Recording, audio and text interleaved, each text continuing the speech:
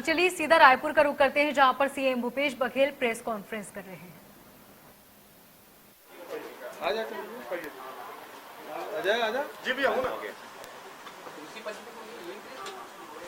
वहाँ धोती पहन के जाते पूजा, सब बैगा लोग, सब वैद्य लोग रहेंगे।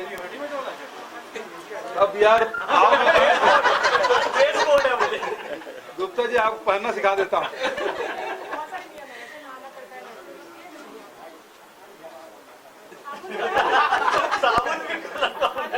मनमोहन सिंह जी के बाथरूम में ताक झांक किए थे नरेंद्र मोदी जी।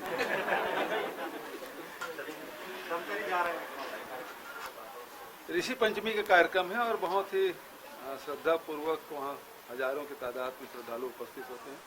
खासकर जो आदिवासी अंचल में जो वैद्य लोग हैं वो लोग एकत्रित होते हैं, तो उस कार्यक्रम में आने का मुझे निमंत्रण मिला, तो उस कार्यक्रम में मैं जा रहा हूँ। वहाँ क्षेत्रीय विधायक और मनोज मंडावी जी विधानसभा उपाध्यक्ष ने मुझे आमंत्रण भेजा है, तो उस कार्यक्रम में जा रहा हूँ। मिलेट के रूप में छत्तीसगढ़ हब बनने वाला है, अपने ऐलान किस तरह से तैयारी, कितना लाभ मिलेगा यहाँ के लोगों को, किसानों को? देखिए, पहले छत्तीसगढ़ में जब हम मैंने बाल्यकाल से देखा है कि छत्तीसगढ़ में जो कृषि का जो रेशियो था 40% में धान की खेती होती थी और 60% में दूसरे प्रकार के, चाहे उसमें कोदो हो, तिल हो, अरहर हो, इस प्रकार का। उसके बाद उसमें रबी फसल लगाई जाती थी। तो वो हरित क्रांति के जो आंदोलन चला, जब अनाज की कमी पड़ी तो ये आंदोलन चला और धान की तरफ लोग आगे बढ़े। अब मिलेट्स के बहुत ज़्यादा डिमांड, कोदो, कुटकी, रागी की डिमांड न केवल देश में बल्कि विदेशों में इसे बड़ी मात्रा में इसकी डिमांड है।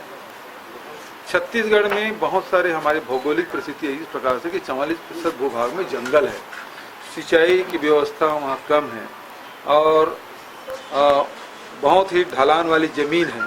ऐसे में कोदो, कुटकी, रागी है वो बहुत ही किसानों के लिए बहुत महत्वपूर्ण है, क्योंकि धान के खेत में आपको मेड़ बनाना पड़ेगा, पानी भरना पड़ेगा। कोदो की खेती में पानी की कम आवश्यकता होती है और बहुत जल्दी वो फसल पक के तैयार हो जाता है। तो इसके लिए छत्तीसगढ़ सरकार ने जहां उन्हें 9,000 रुपये प्रति एकड़ रूप में इनपुट सब्सिडी देने का फैसला, फिर उसके मिलिंग और मिलिंग के बाद मार्केटिंग, इन सब चीज़ों की व्यवस्था पहली सरकार है जो 3,000 रुपये प्रति क्विंटल के दर घोषित की है। तो इस प्रकार से जो कोदो, कुटकी और रागी का जो खेती करने वाले किसानों को पूरा संरक्षण, जैसे धान की खेती को हम लोग दे रहे हैं, उसी प्रकार से इस खेती को भी हम पूरी मदद करेंगे।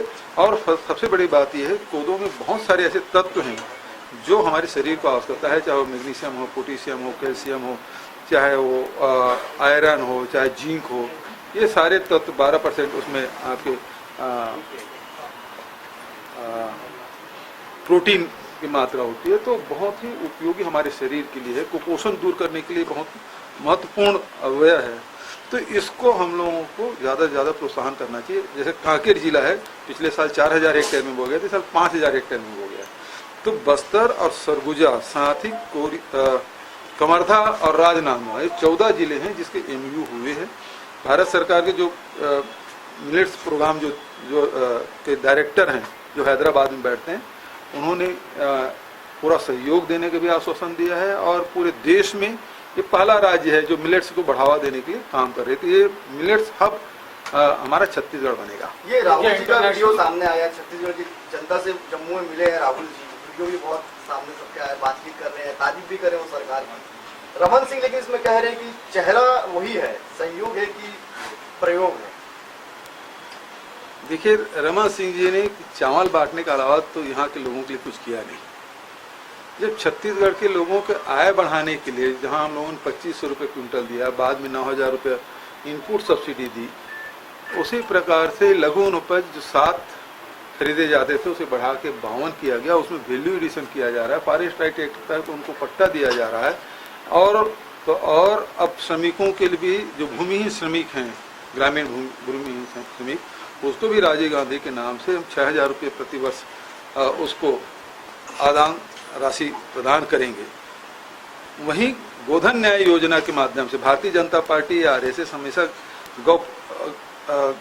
गाय की राजनीति करते हैं, लेकिन किया कुछ नहीं है। और यदि गोबर खरीदी के माध्यम से जिस प्रकार से हम लोगों ने धान के भाव बढ़ाकर उनको इनपुट सब्सिडी देकर कृषि को लाभदायक बनाया और कृषकों की संख्या बढ़ी है, आंकड़े बता रहे हैं, उसी प्रकार से रकबा भी बढ़ा है। तो अब जो गोबर खरीदी हमने शुरू किया, गोधन न्याय योजना हमने जब से लागू की है, अब डेयरी की संख्या में लगातार वृद्धि होती जा रही है। तो भारतीय जनता पार्टी के सीने में सांप क्यों लौट रहा है? और रमन सिंह जी को 15 साल अवसर मिला था, वो कुछ कर नहीं पाए।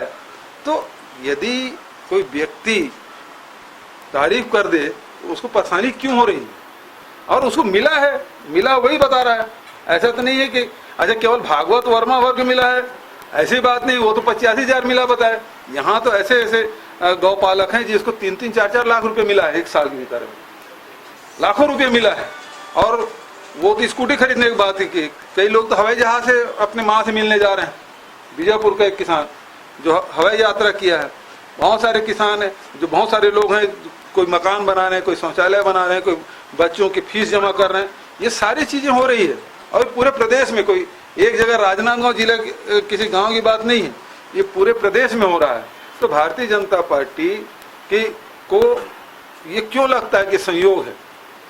क्या जब वो रजिस्ट्रेशन कराया भागवत वर्मा, तब उसको पता था कि राहुल गांधी जी वहां 11 तारीख को 10 तारीख को जाने वाले हैं? उसको कैसे पता? और राहुल जी को भी उस समय तक ये पता नहीं था कि वो कार्यक्रम जाएंगे 27 तारीख। तो हम लोग दिल्ली में बैठे थे जिस दिन वो अपना रजिस्ट्रेशन कराया। भागवत वर्मा जिस प्रकार से बता रहे हैं कि उस दिन 27 तारीख रजिस्ट्रेशन कराया, तो 27 तारीख हम पूरे लोग, ये सारे विधायक लोग सब दिल्ली में थे। तो उस समय तो किसी को पता नहीं था कार्यक्रम क्या बनने वाला। तो ये जो बात है, जो सही बात उन्होंने कही, जब तारीफ यहाँ की जा सकती है तो तारीफ वहां भी करेंगे क्योंकि उसको लाभ मिला है। लेकिन बहुत लोगों के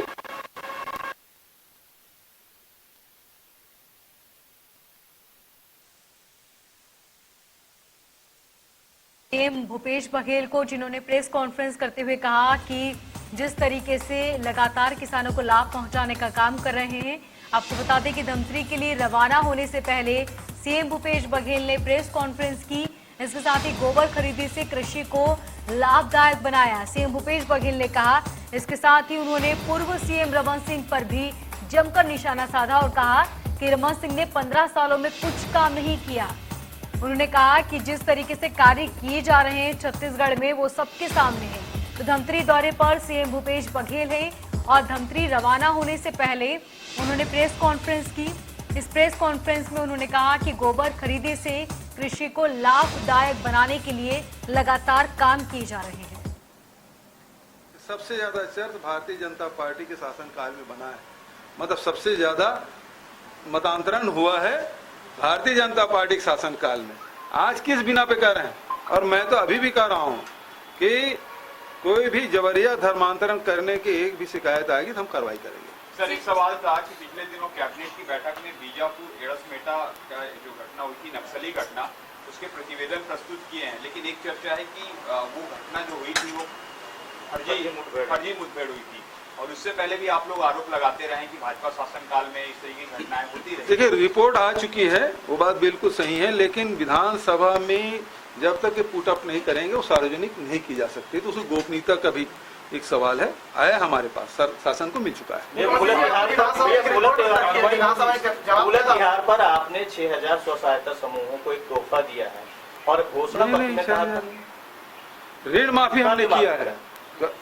जो उस दिन अनिला भेड़िया जी जो विभागीय मंत्री है, उन्होंने डिमांड की कि बहुत सारे जो स्व सहायता समूह है डिफॉल्टर हो चुके हैं, ऋण नहीं पटा पाए हैं, तो ऐसे लोगों की जो राशि है 12 करोड़ 70 लाख के आसपास की राशि है और उसे उन्होंने डिमांड की और उसको हमने घोषणा की, उसके ऋण माफी की घोषणा की है। बाकी स्व सहायता समूहों को उसका लाभ मिलेगा कि नहीं? तो जो रेगुलर है उसको, उसका सवाल नहीं है, जो रेगुलर है तो उसको लाभ तो मिल ही रहा है, वो पटा रहे हैं, ले रहे हैं। ये लोग भी सक्रिय हों जो किसी कारण से नहीं पटा पाए, वर्षों से वो नहीं पटा पा रहे हैं और आगे नहीं बढ़ पा रहे हैं, तो उनको एक बार अवसर दिया गया है। मुख्यमंत्री आपने विधानसभा में जानकारी दी कि 400 करोड़ रुपए जो बिजली बिल है 143 उद्योगपति व्यापारियों के बकाया है 407 करोड़ रुपए, इसकी रिकवरी के लिए क्या करें? बहुत बड़ी रकम होती है। उसकी एक प्रक्रिया है, जिसके तहत उसकी वसूली की जाएगी। कोंडा गांव में 1.5 साल में स्टूडेंट है जो 12वीं क्लास के हैं, उनके घर में बैठ कर एग्जाम दिए 100% चाहे 10वीं बार सीबीएसई का डिप्लोमा का एग्जाम हो पा रहे हैं